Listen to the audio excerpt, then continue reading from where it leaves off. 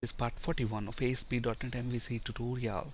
In this video, we'll discuss data type and display column attributes. Please watch part 40 before proceeding. We'll be using the same example that we started in part 40. Data type is a very useful attribute and can be used in a variety of scenarios. For example, in this table, we have this email address column, and this column is displayed as plain text.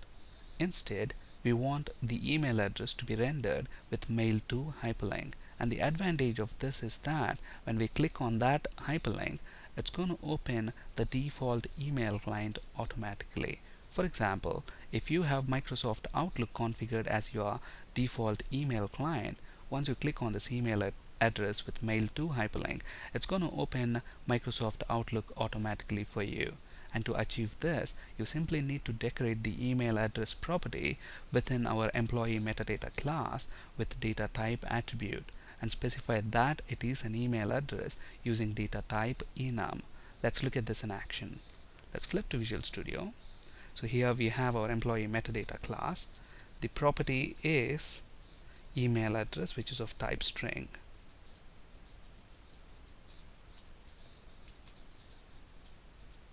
And let's decorate this with data type attribute,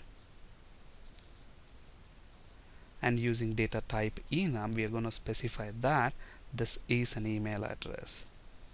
Let's build our solution and let's refresh the view. Once this view refreshes, it should render that email address with mail to hyperlink. Notice within the status bar you should see that mail to hyperlink, and at the moment when I click on this hyperlink, nothing happens on my machine because I don't have any email client configured on my machine. Another scenario where you can use data type attribute is when you want to associate currency symbols. Notice that here we have salary, and at the moment salary is displayed, we don't have salary column displayed. That's because we are using the scaffold column attribute, and we specified a value of false, meaning we don't want this salary column to be rendered. So let's turn this to true so that the salary column property is displayed, and we want to associate a currency symbol with that. Again, for that purpose we can make use of data type attribute and specify that this is a currency using data type enum. Let's build our solution and let's refresh this view. Salary should be displayed, and it's displaying a Great British Pound by default on my machine. Okay, but let's say instead you want to associate, for example, US dollar with this amount, and to achieve this all you need to do is in your web.config file specify culture using globalization element. So under system.web, use the globalization element and specify culture as English-United States. Save the changes. Let's refresh this, and instead of the Great British Pound, notice that we have a dollar symbol there. And another scenario where you can use this is if look at this, every employee has got a personal website, and then at the moment the website address is displayed as plain text. Instead we want that to be displayed as a hyperlink, and to very easily achieve that all you need to do is decorate that property with data type attribute and specify that it's a URL using data type.url. So let's do that within our employee class. So public string, the name of the property is personal website,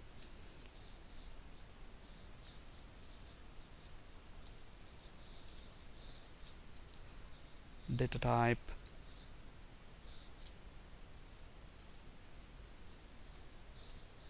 let's build this and let's refresh our view, and this should be rendered as a hyperlink.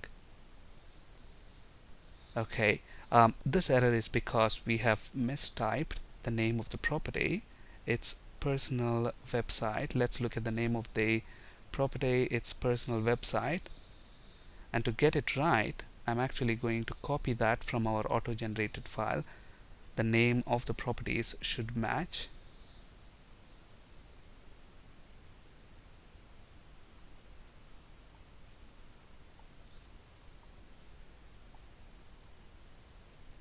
So personal website, let's copy that.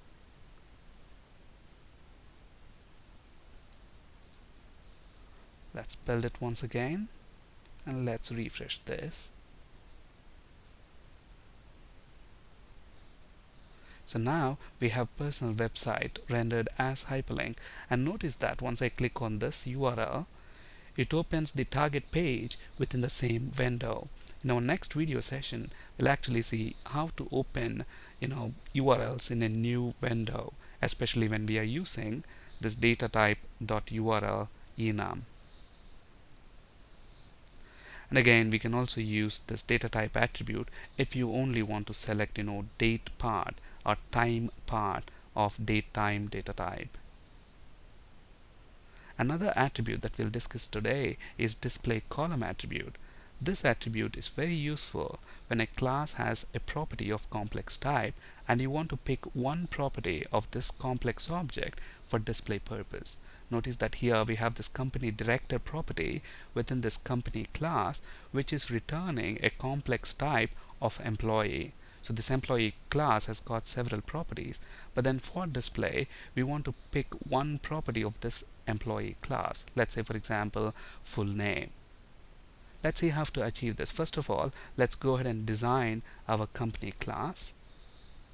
So within our models folder, I'm going to add a class file, and let's name it company.cs. And to speed things up, I have this company director property already implemented, so let me copy and paste this within our company class. So all we are doing is having this company director property, which is returning an employee object, and then here we have hard-coded an employee ID of 1, and we are returning the first employee. Okay, and then within our home controller, let's make this change. Let's actually create an instance of company object,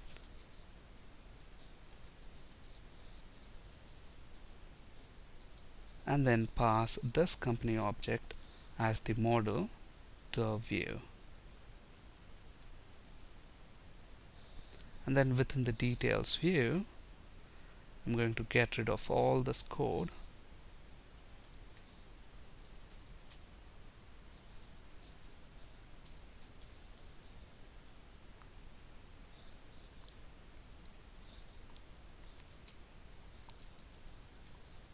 So the company class is going to be the model for this view. And then what we are going to do, we are going to use this HTML helper, display text for.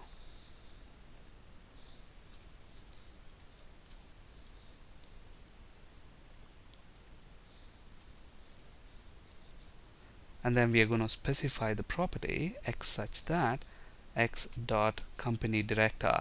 And remember, this property is going to return a complex object, okay, which is nothing but the employee object in our case.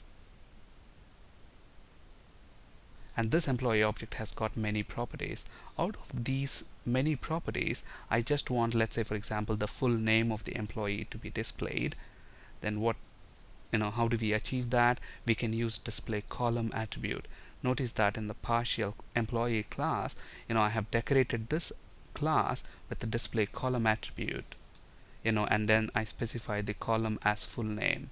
So wherever we have this complex type, and if we are using this display text for helper, it's going to look if there is this display column attribute specified, and it's going to use that column for display purposes. In this case, we are going to specify within the employee class. So within this partial class, we are going to specify display column attribute,